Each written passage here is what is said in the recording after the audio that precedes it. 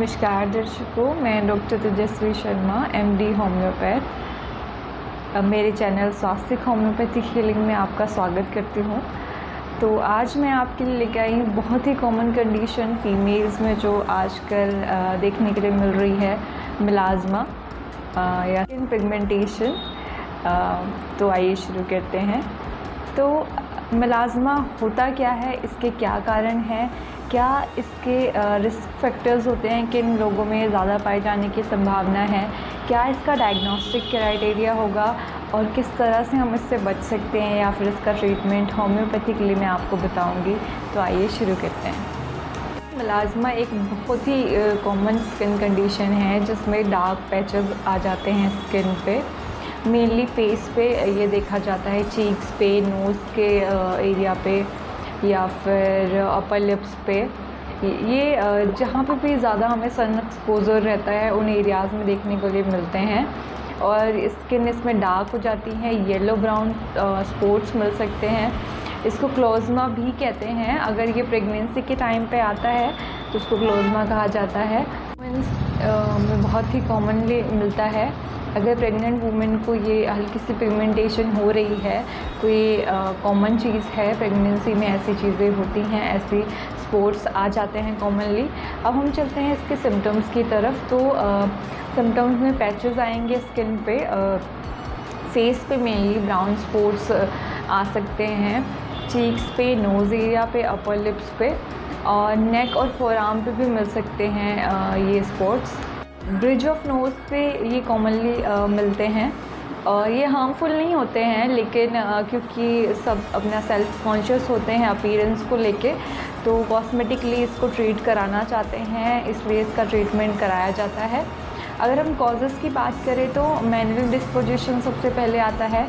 अगर हमारा स्ट्रेस की वजह से या फिर बहुत सारे ऐसे कारण हैं जिसकी वजह से मेलानिन प्रोडक्शन बॉडी में बढ़ जाता है और उसका ये इकट्ठा होना शुरू हो जाता है स्किन के डिफरेंट पार्ट्स पे, तो इसका मेन रीज़न है।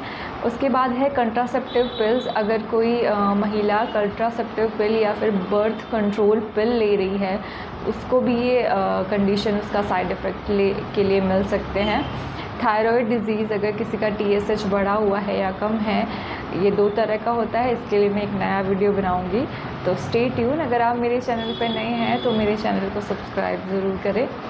स्ट्रेस इसका एक बहुत बड़ा कारण होता है। हार्मोन थेरेपी अगर कोई ले रहा है, एस्ट्रोजन, प्रोजेस्टेरोन के लिए कोई भी थेरेपी, कोई भी पिल ले रहे हैं, उसकी वजह से भी ये स्पॉट्स देखने के लिए मिल सकते हैं। क्वेश्चन आता है कि डॉक्टर साहब हम इसको डायग्नोस कैसे कर सकते हैं?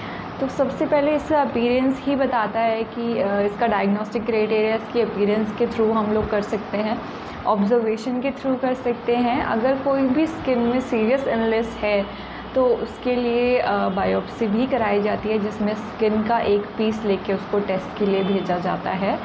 तो मेनली इसका डायग्नोस्टिक क्राइटेरिया ऐसा ही रहता है। हम बात करते हैं रिस्क फैक्टर्स की कि किन लोगों में ये ज़्यादा देखने के लिए मिलेगा। तो प्रेगनेंसी के टाइम प्रेग्नेंट वुमेंस में ये मिल सकता है।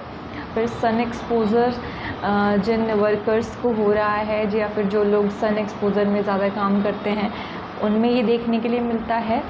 मेडिकेशन जिनका साइड इफ़ेक्ट रहता है, जैसे कि एंटी एपिलेप्टिक ड्रग या फिर एंटी सीज़र ड्रग जिनको कहा जाता है उनका, या कुछ एंटीबायोटिक्स ऐसी हैं जिनका साइड इफ़ेक्ट से ये स्पॉट्स देखने के लिए मिल सकते हैं, या फिर रेटिनॉइड्स जो टैबलेट्स रहती हैं उनमें ये देखने के लिए मिल सकता है।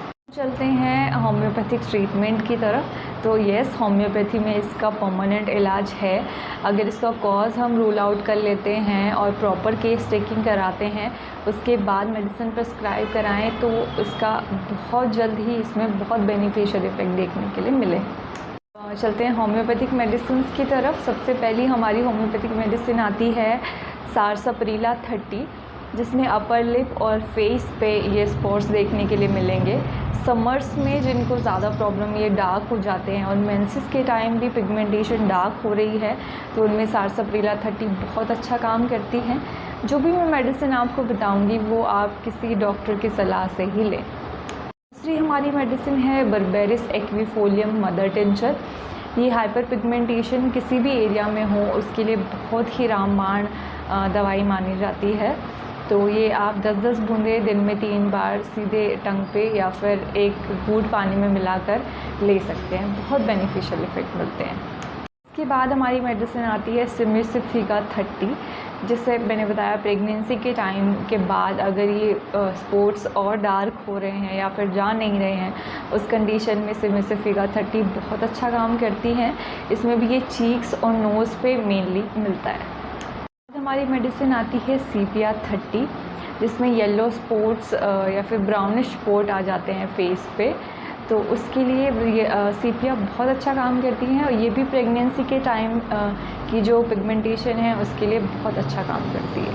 हमारी दवाई है लाइकोपोडियम 30, तो उसमें भी येलो पेल स्पॉट्स आ जाते हैं फेस पे और उसके लिए बहुत अच्छी मेडिसिन है। अगर डार्क सर्कल्स हैं किसी को तो भी उसके लिए बहुत अच्छा काम करती है। इसमें हमारी जो डोज़ रहती है वो 2-2 बूंदें दिन में 3 बार सीधे टंग पे ली जानी चाहिए। हमारी दवाई है थूजा 200, तो इसमें भी ये स्पॉट्स हमें चीक्स पे, अपर लिप्स पे मिलेंगे, उसके लिए बहुत अच्छा बेनिफिशियल इफ़ेक्ट्स देखने के लिए मिलता है।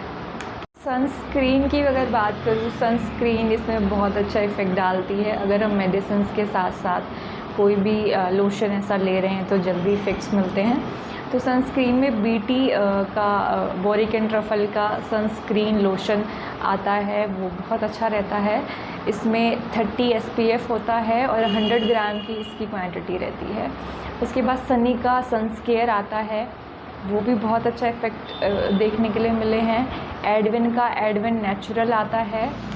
लास्ट है मायोन्स का सनस्केयर देखने के लिए मिला है, बहुत अच्छे इसके भी रिज़ल्ट्स हैं। तो ये थी हमारी होम्योपैथिक मैनेजमेंट या होम्योपैथिक मेडिसिन्स जो मिलाज़मा के लिए बहुत अच्छा काम करती हैं। किसी भी पास के होम्योपैथिक के पास जाकर ये प्रिस्क्राइब करवा सकते हैं। आशा करती हूँ आज का ये सेशन आपके लिए बहुत बेनिफिशियल रहा होगा और मैं आपको अपना एक केस भी दिखा देती हूँ जिसमें आपको प्रॉपर समझ आएगा कि किस तरह के स्पॉट्स ये देखने के लिए मिलते हैं।